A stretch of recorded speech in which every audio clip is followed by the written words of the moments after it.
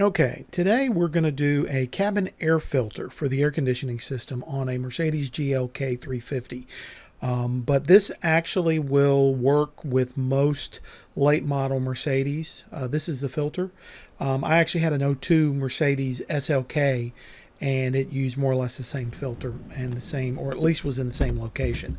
And so what we're going to do is we're going to go into the passenger compartment on the passenger side, and we're going to remove three, I think they're T20 hex bolts or hex screws that are underneath the plastic trim under the glove box.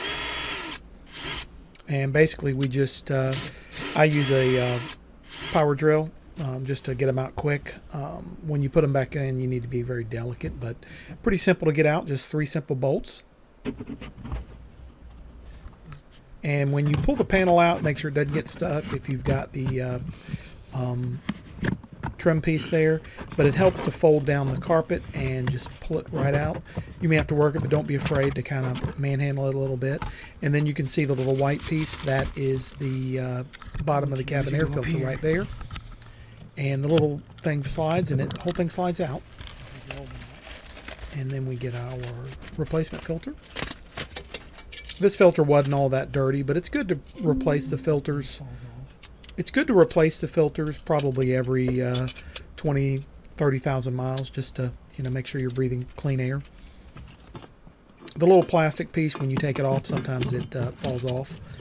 But you pop it in, and you have to line it up real easy, and then you slide that piece over, and it locks back into place, just like that.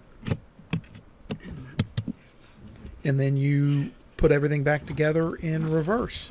Put the panel back on.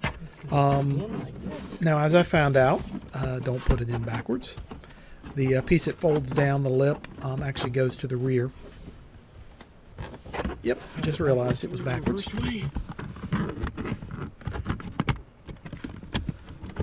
And you fold the carpet back up. And then just put those same three screws right back in. It popped. There's little grooves it fits into pretty easily. And that's basically it. As I said, this is fairly common for most C-Class, the GL, GLK. You have to check your owner's manual where it is, but I'm pretty confident in most late model Mercedes. And there you have it. I'm the Techie Car Guy. Be sure to like us on Facebook, follow and subscribe our YouTube channel, and be sure to check back for more DIY N5 from the Techie Car Guy. Take care now. Bye-bye.